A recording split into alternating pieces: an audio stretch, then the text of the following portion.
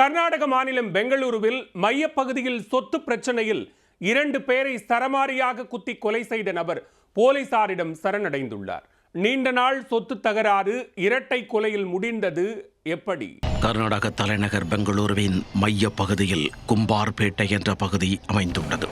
இப்பகுதியில் 50 வயதான சுரேஷ் என்பவர் தனது நண்பர் மகேந்திரா என்பவருடன் சேர்ந்து ஸ்ரீஹரி என்டர்பிரைசஸ் என்ற பெயரில் சமையலறைக்கு தேவையான பொருட்களை விற்பனை செய்யும் கடை நடத்தி வருகிறார்.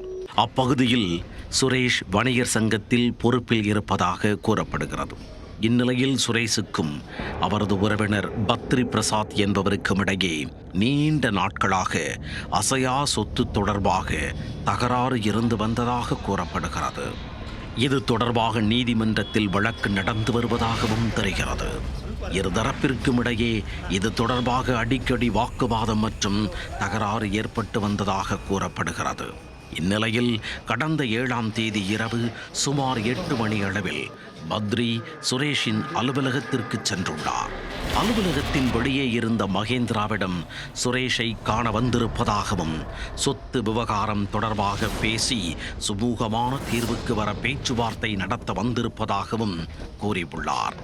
சமாதான பேச்சுவார்த்தைக்கு தான் வந்திருக்கிறார் என நம்பி அவரை அலுவலகத்திற்குள் அனுமதித்துள்ளார் மகேந்திரா. இதைத் தொடர்ந்து அலுவலகத்திற்கு உள்ளே சென்ற பத்ரி பிரசாத் கண்ணிமைக்கும் நேரத்தில் பையில் வைத்திருந்த கத்தியை எடுத்து சுரேஷை சரமாரியாக குத்த ஆரம்பித்துள்ளார். இந்த கொடூர தாக்குதலில் சுரேஷ் சம்பவ இடத்திலேயே இரத்த வெள்ளத்தில் சரிந்து உயிரிழந்தார். சுரேஷின் அலறல் சத்தத்தை கேட்டு மகேந்திரா உள்ளே சென்றபோது பத்ரி பிரசாத் அவரது கழுத்தில் குத்தியுள்ளார். அவரிடமிருந்து தப்பியோடிய மகேந்திராவை விரட்டிச் சென்று விடாமல் கத்தியால் குத்தியதில் அவரும் உயிரிழந்தார். பின் கடைக்கு வெளியே சென்ற பத்ரி செல்போன் மூலமாக போலீசுக்கு தகவல் கொடுத்தார்.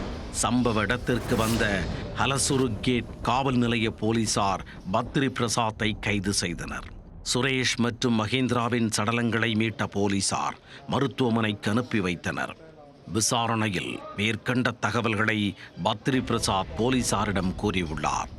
சொத்து பிரச்சனையில் பெங்களூரு பெருநகர பகுதியில் இரட்டை கொலை நடந்திருப்பது அப்பகுதி மக்களிடையே பெரும் அதிர்ச்சியை ஏற்படுத்தியுள்ளது.